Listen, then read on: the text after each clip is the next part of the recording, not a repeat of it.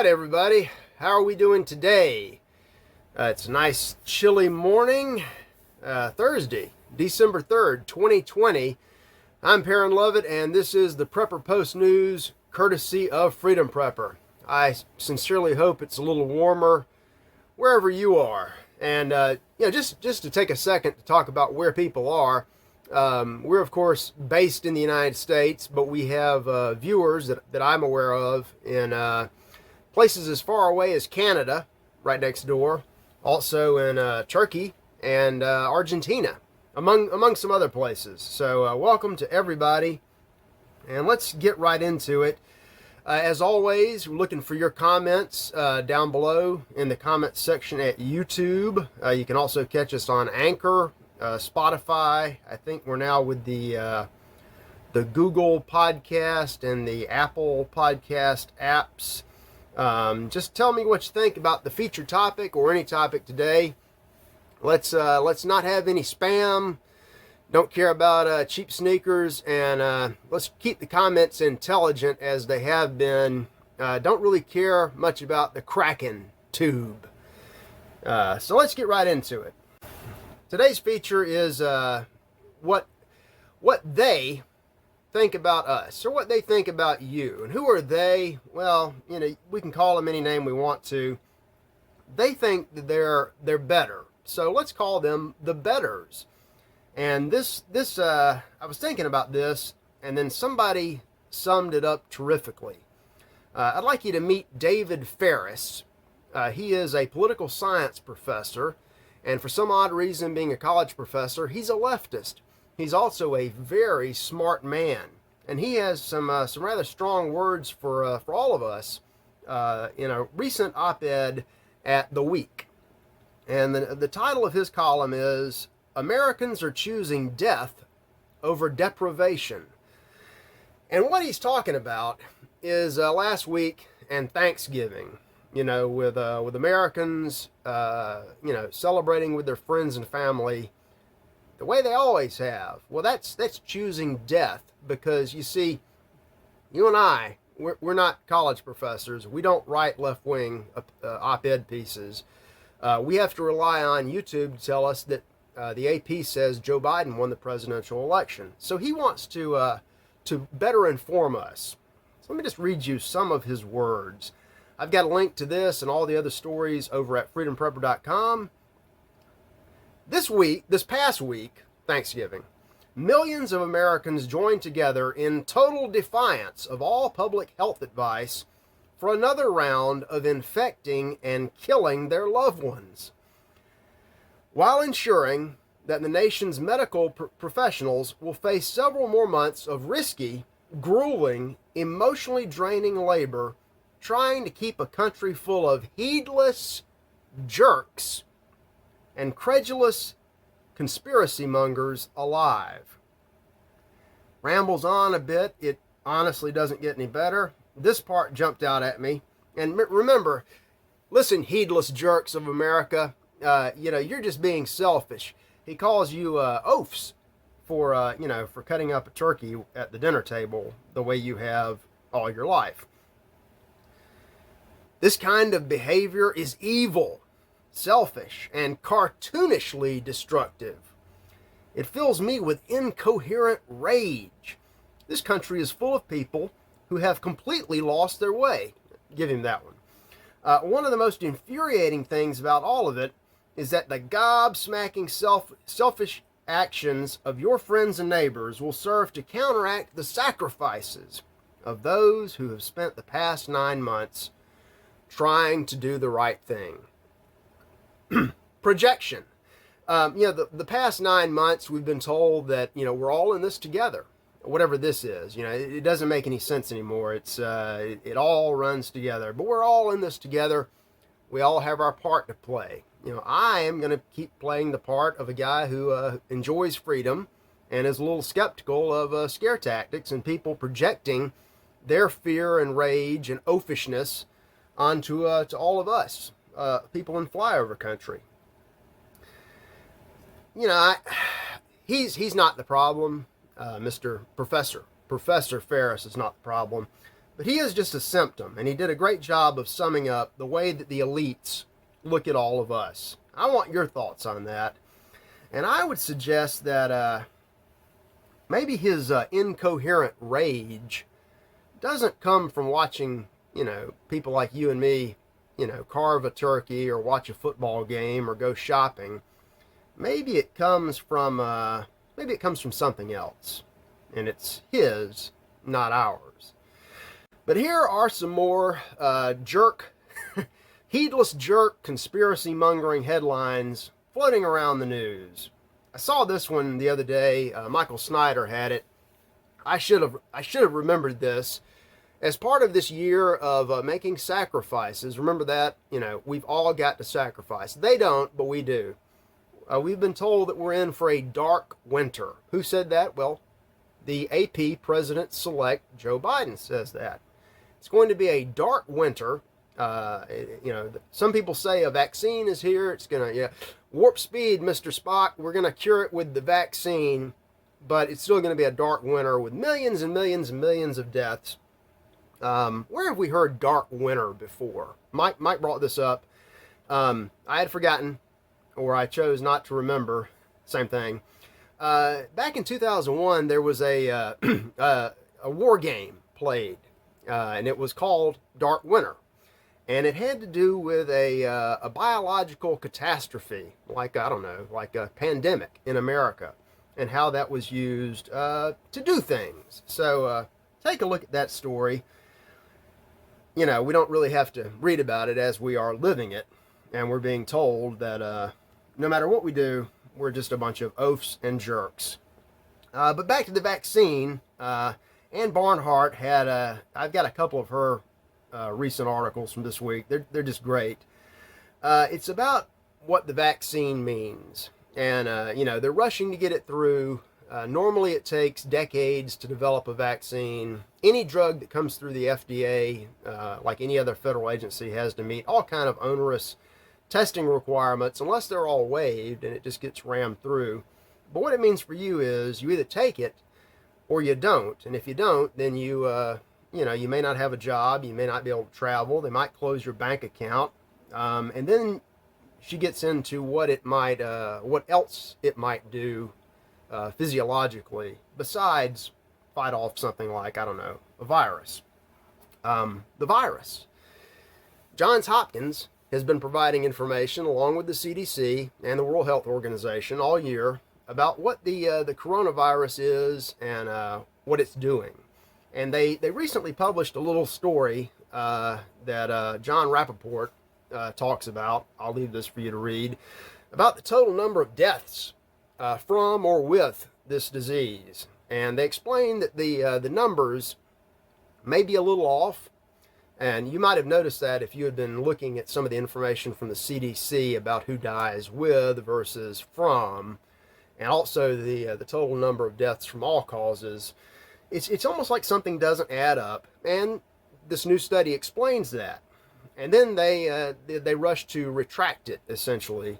And they're, despite the fact they put it out and then they retracted it, they will ridicule you for noticing it, because they never stop. They just never stop.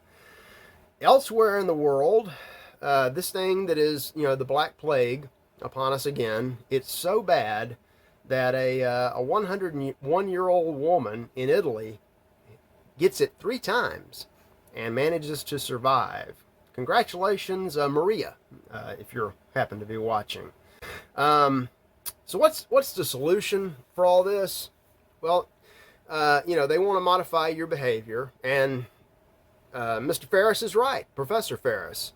For 9 months, too many people have just gone along to, I understood in the beginning when no one knew what was going on, especially among preppers.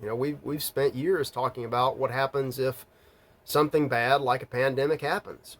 Well, but once more information came out, and once the initial predictions of 2 million dead by October turned out to maybe it's 200,000 dead, but really 190,000 of them were dying from something else anyway.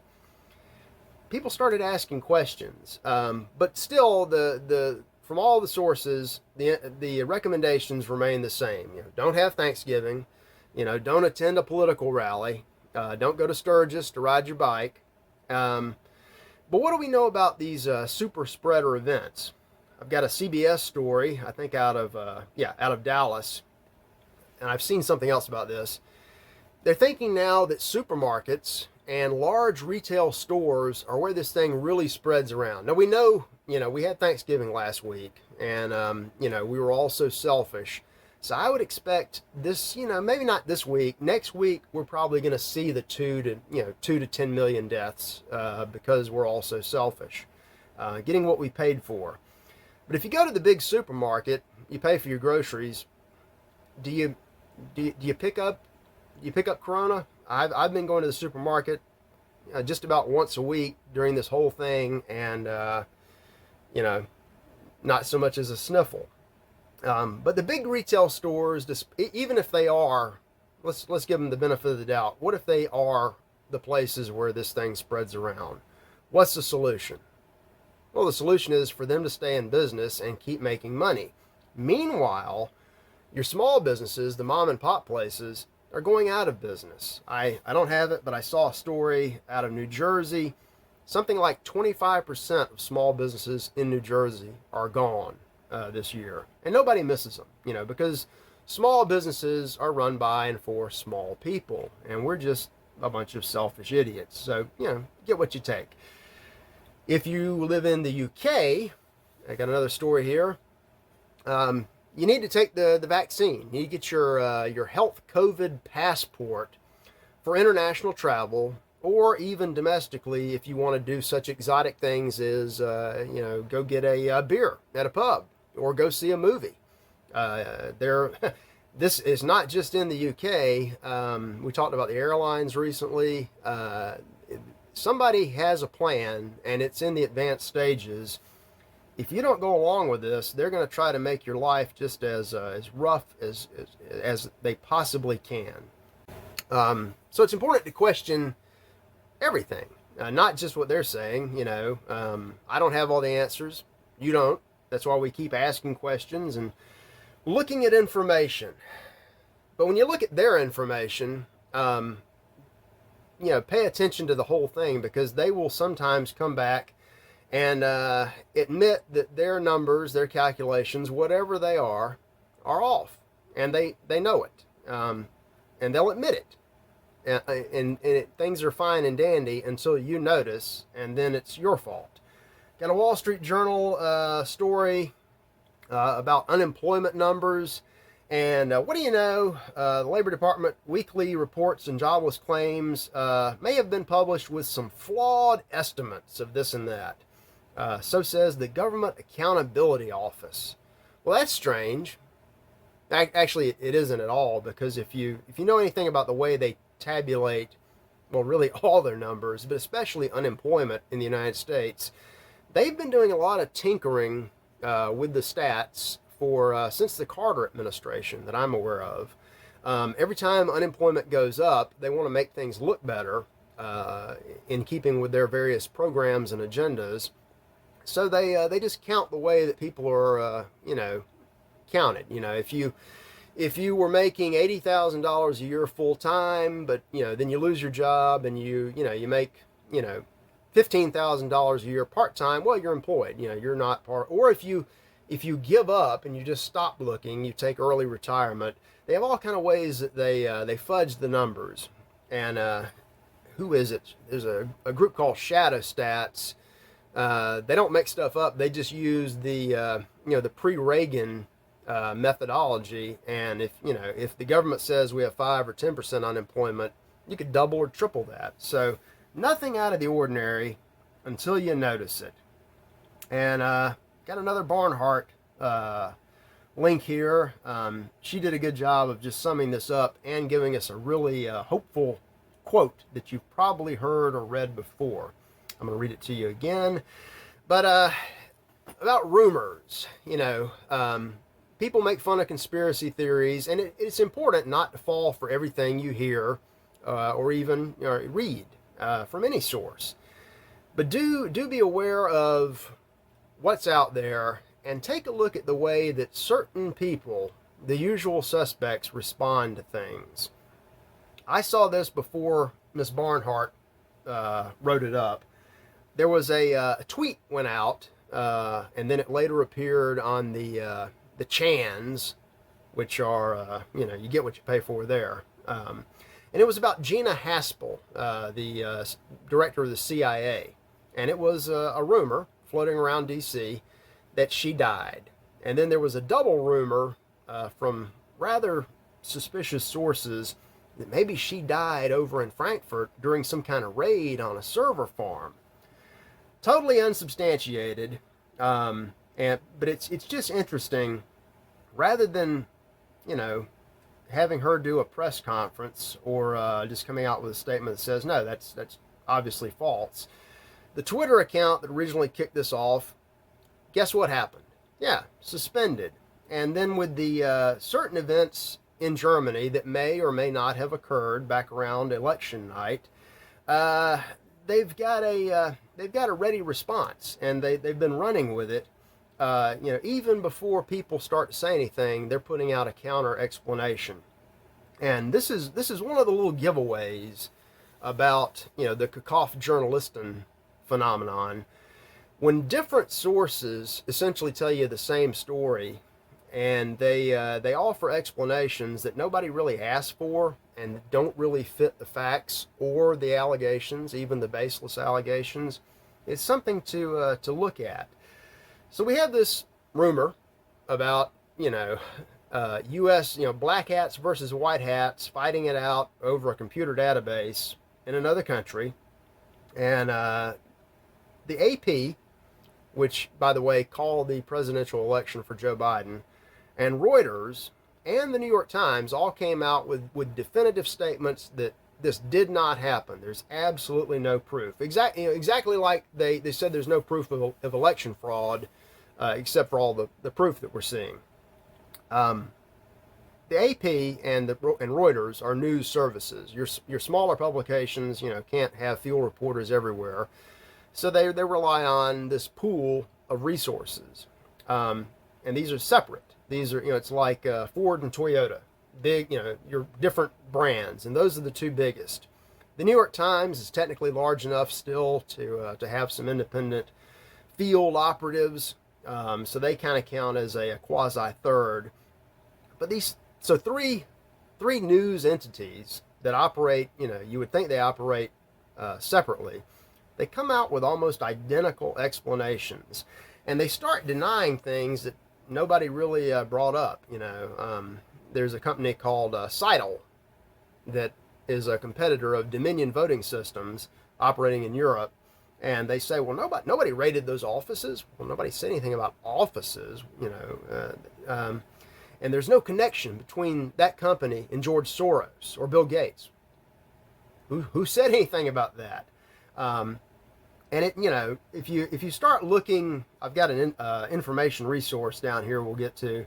If you start digging into what these companies are and who these people are, you find out all kind of funny things. Like the Seidel company went bankrupt earlier this year and was carved up and was bought out. And they have one of their claims is on their website, well, we don't even have operations in Germany. We did last year, but that was just temporary. Well, okay, so you have some stuff there, you leave it.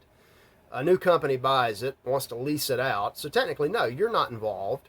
I don't know. Interesting times. We'll find out. But here's the wonderful quote about all these rumors, and don't necessarily take them seriously, but don't necessarily discount them either. You've heard this before. And you shall hear of wars and rumors of war. See that ye not be troubled, for these things must come to pass, but the end it is not yet. Matthew 24, 6 through 13. And I cut out some of the verses. So Matthew 24, 6. This stuff, it's nothing new. There's always going to be stuff floating around. Use it intelligently and don't let it get you down. Even if things, look really bad. And I want to speed this up. Got some test rigging in the education establishment. I've kind of beat that horse a lot lately. Let's move on. So where do you go for good information? Well, when it first came out, you could check Wikipedia, which is, it's like Encyclopedia Britannica on the internet and updated regularly. And for most things, it's still pretty accurate. However, if it gets in any way political, there's a new article from Breitbart, 5 studies that show beyond a strong left-wing bias, and everybody kind of knows that. And you can literally see it sometimes. You'll look at an article about some sort of fresh issue, and then 20 minutes later it gets magically edited away, almost inexplicably. Where do you go for truth that doesn't change? I've got a link to Infogalactic, which is just like Wikipedia, minus all the SJW editors. So you get the same information, and it doesn't change on you. And we need information. And the final word of the day is China, because I saw an article from Fred Reed, who always has a good take on everything, about, everybody's talking about China, but not a lot of people are talking intelligently. Fred does a good short job of just comparing and contrasting modern China versus the United States in many regards. And he tends to go, as most people do, with the big glitzy things that you can see, such as highways, trains, skyscrapers, nuclear reactors, and just check that out. I hate to say, but while we are changing, or I won't say devolving, China is rising. Why? There are reasons, and you can check those out. So let me know what you think about any of these topics, but especially about what you think about what they think of you. I would be most interested to see that here or over at the new FP community, which is slowly starting to take off. Seeing some more of you over there. I will, pursuant to my social media policy, I will occasionally pop in, do things, and then drift away. But I'll always be back here, including tomorrow, which I think is Friday. So you guys have a great Thursday, and try to stay warm out there.